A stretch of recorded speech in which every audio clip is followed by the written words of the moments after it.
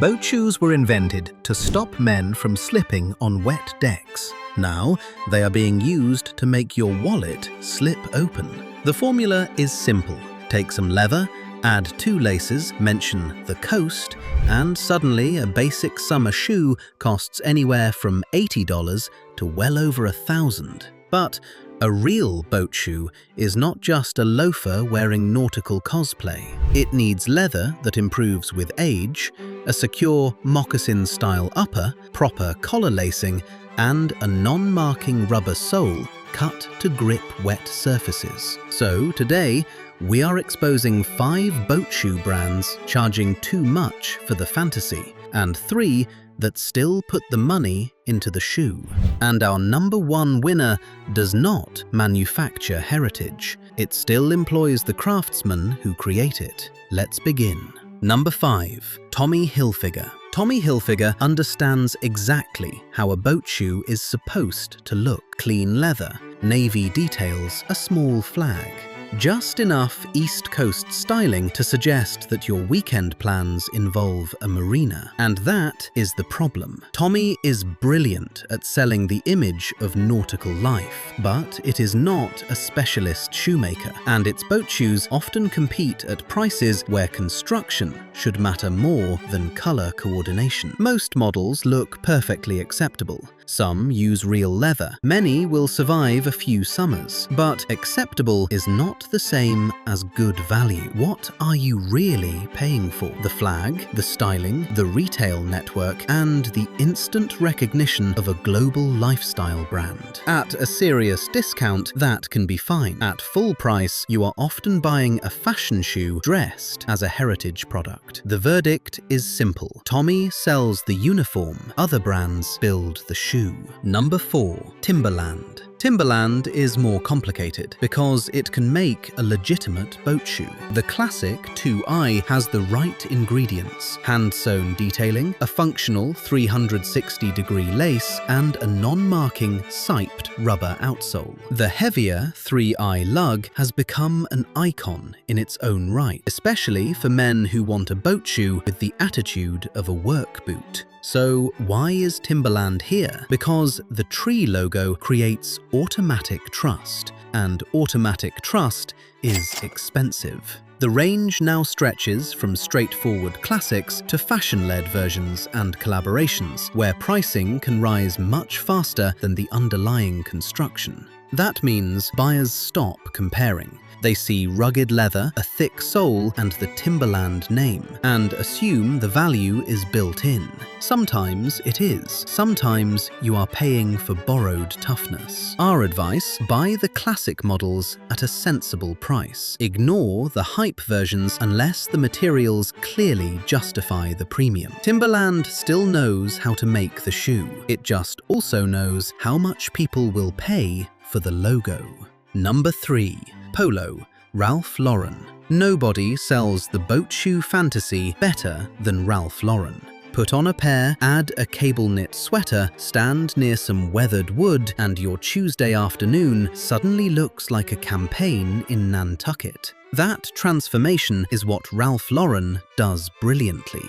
The problem is that the emotional upgrade can be bigger than the physical one. Some polo boat shoes use respectable leather. The proportions are usually excellent.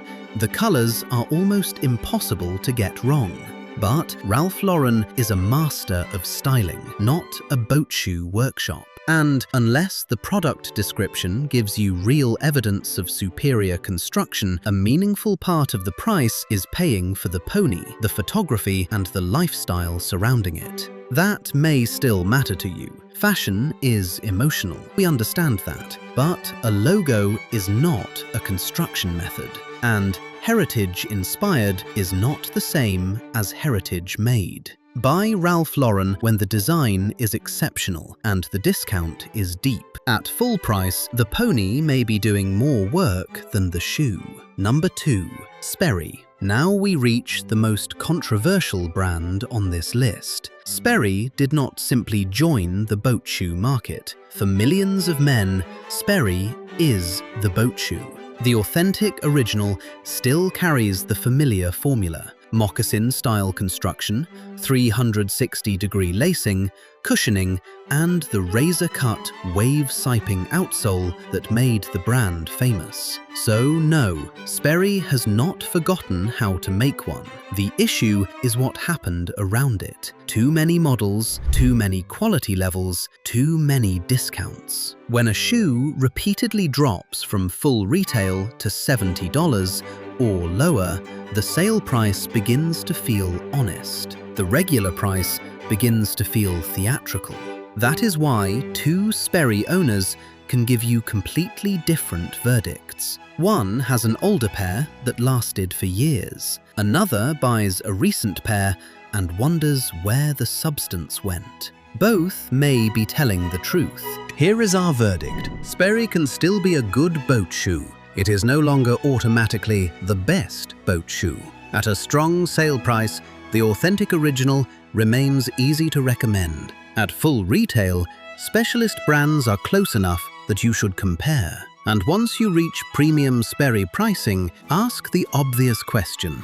Why buy the deluxe version of a mass-market icon when the same money can move you toward real, hand-sewn craftsmanship? Respect the history. Question the price. Number 1. Gucci. Gucci's current men's boat shoe sells for around $1,150 in the United States, more than many men spend on every summer shoe in their wardrobe combined. In Europe, it costs roughly £770 or €870, depending on the market. For that money, you get washed effect leather, an unlined upper, collar lacing, a rubber sole, and the famous green and red web detail. And there it is, the feature explaining several $100s of the price, the stripe. Gucci itself describes the design as being inspired by the boat shoe. That wording tells you everything.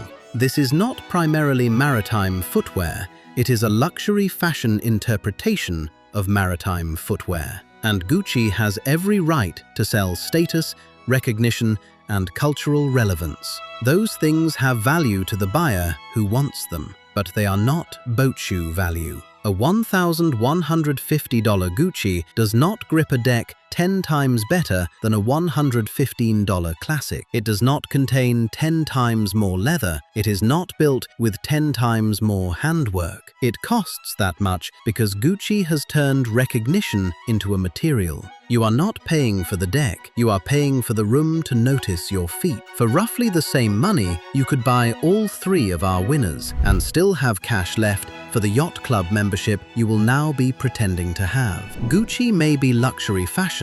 As a boat shoe, it is our clearest example of a price becoming detached from the product. Now let's put the money back into the shoe. 3 boat shoe brands actually worth it. Number 3. Sebago. Sebago is the cleanest step away from fashion branding and back toward the product. Its Docksides Portland gives you what many buyers assume the bigger lifestyle labels are selling. Full-grain leather, hand-sewn construction, 360-degree rawhide lacing, and a non-marking siped rubber outsole. Every major detail belongs there for a reason. The leather is meant to crease. The lace is meant to adjust the fit. The sole is meant to grip. And the shoe is meant to look better after wear, not merely survive it. Sebago is not cheap, but the price is attached to recognizable materials and category-specific construction rather than a designer universe. Our pick is the classic Portland in brown, navy, or pull-up leather. It may feel firm at first. That is not failure.